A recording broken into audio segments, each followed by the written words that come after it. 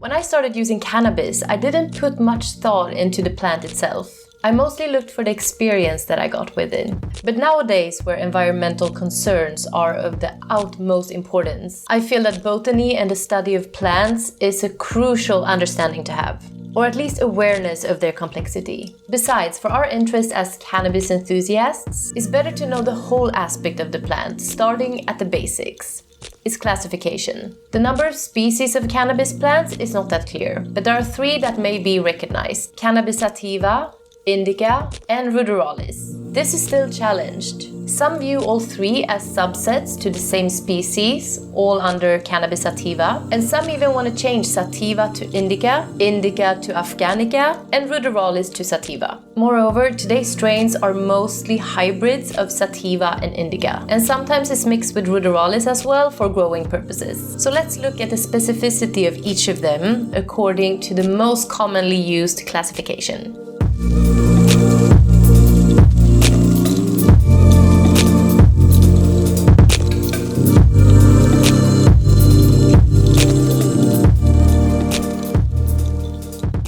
Hey babes, Lady S here. Before we begin, if you want to have a conversation about cannabis and everything around it, make sure to subscribe to my channel down here below and also click in the little bell button so you don't miss anything. Now, back to the show. I have been told that in order to expect the different effects of cannabis, I have to know how sativa strains make me feel versus indica ones. That can be very misleading as it has no solid ground to base those expectations. We know now that it's more useful to look at the levels of cannabinoids and terpenes to be able to predict any kind of effect. Therefore, for consumption and practicality, it's way better to see it that way.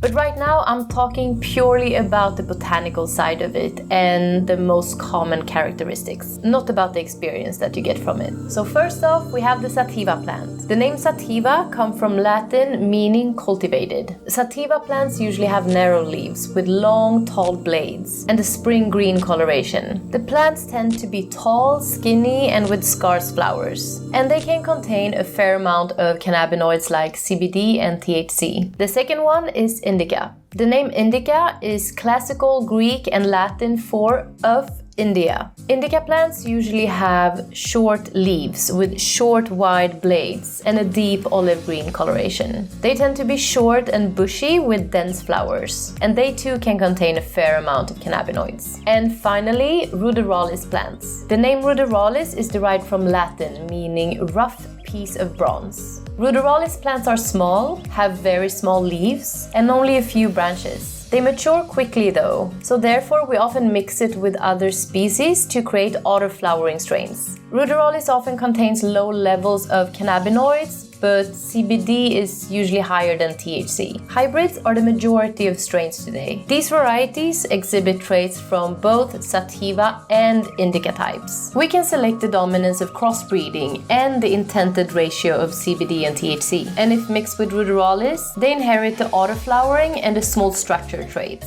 Some people reject that classification and follow these 5 types of cannabis based on cannabinoids instead. The kind with high THC, the more fibrous one and higher levels of CBD kind, an intermediate between the two, higher levels of cannabigerol or CBG kind, and the kind that is almost without any cannabinoids like industrial hemp. As you can see, the classification is not clear-cut. There are accepted attempts, but there is no real consensus apart from the fact that cannabis comes from a small family of flowering plants called Cannabicia. So the jury may still be out there. What do you think? How would you classify it? Please let me know in the comments below.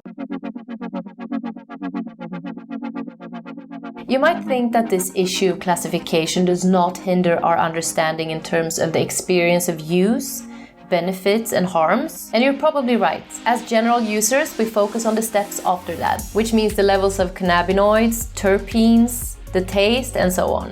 The botanical classification is probably more useful for researchers, taxonomists, and botanists, but knowing their stakes and struggles can help us be more accurate. You probably heard of the saying that sativa is this energizing head high and that Indica is more of a relaxing body high. Well, that is highly contested because there's no scientific ground to it. There's nothing in the proposed classification that relates to an experience of body high or a head high. So knowing this, more complex and more accurate propositions are being tested to describe or predict effects, making it a finer product than before. Of course, the CBD and THC ratio is still the best metric, but just like a fine wine, we don't reduce your experience only to its level of alcohol, but I will do another video on that.